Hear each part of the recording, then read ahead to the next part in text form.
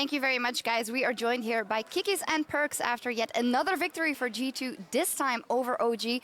And I want to talk about the pick and ban phase. Very interesting. We were discussing a lot about if Lulu or Corki would get through, and the thought was no. Yet Corki was up. Kikis, what was the game plan in those pick and bans? Because you decided to first pick Kalista on the other end. Yeah, well, the game plan basically was, okay, don't let enemies Kalista and Alistar, because Miffy and Snils or Sven are really known for this combo, and they're really good at these champions, and they can like 2v8 the game by themselves. So we just needed to make sure that we don't let enemy bot lane to carry the game, because they're the main like carry potential.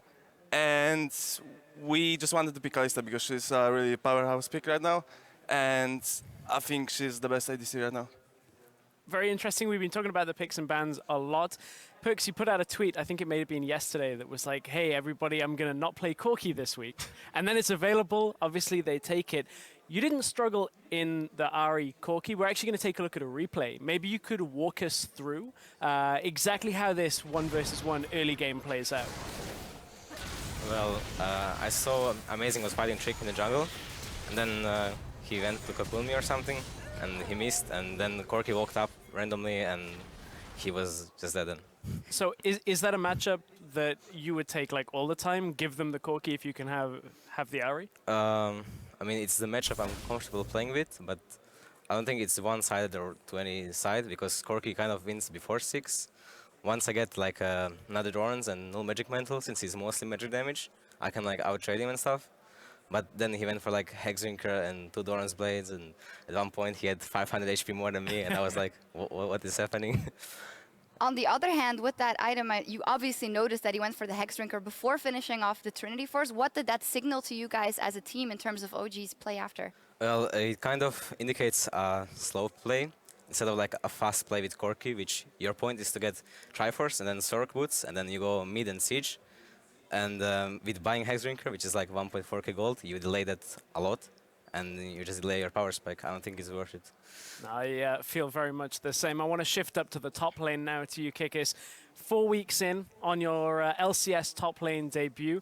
We've got another replay that we want to look at. This time it's a teleport play from you up into top lane. Can you talk us through this play? Well, overall, like, we are looking whole game for TP play, because Malphite has really good TP potential, and it's all better than Tankenge. So we had the ward setup behind them, so whenever there was opportunity to, my bot lane just went really aggressive because enemy overextended, and we were able to pick up 1 kill. Almost 2, it was really close, but we were able to take the turret and just have advantage on the game. This play again to me signals that aggression that you guys have. I heard Perks mentioning in an interview last week about how you use Google Translate even in your post-game discussions. Does that aggression stem from the fact that sometimes you guys are not on the same page, or is that a well-thought-out strategy of the team? It's more just like us having really good synergy with each other, because like, for example, the Google Translate, like, it's a rare thing, and it's only after the games to explain something or communicate better. But in game, even though we have 2 Korean players that aren't fluent in English yet, though they're really improving fast, and there's a change between the start and right now. I think our communication is great for the time being, and it can still improve, of course, but I'm very happy with how our team operates. Last question, a little bit less focused on the game, perhaps. You guys just got your gaming house. Perks, I think this is the first time you've been in a gaming house, if I'm not mistaken. How's it been adapting to life with your teammates? It's pretty cool to have a house instead of like living in the hotel and playing in the office, because like, you can just wake up, go play, and you can just play anytime you want, you know. And while you're in the hotel and office, like, you CBA walking 5-6 minutes to the office in the night, you know. So it's really cool. And I really want to shout out G2 for getting us the gaming house, because it's actually really great, and everyone has single rooms, and we have everything that we need to actually succeed. Living that pro player life, all you need is a yacht and you'll be all the way in. But congratulations, great run so far from you guys. Another victory on the board for G2. For us, it's time for a caster cooldown as Roccat gear up to take on the Unicorns of Love. Before we go though, a reminder that the European Challenger Series continues on February 9th at 6 p.m. Central European Time. And we've got the Copenhagen Wolves facing Millennium in a top flight matchup.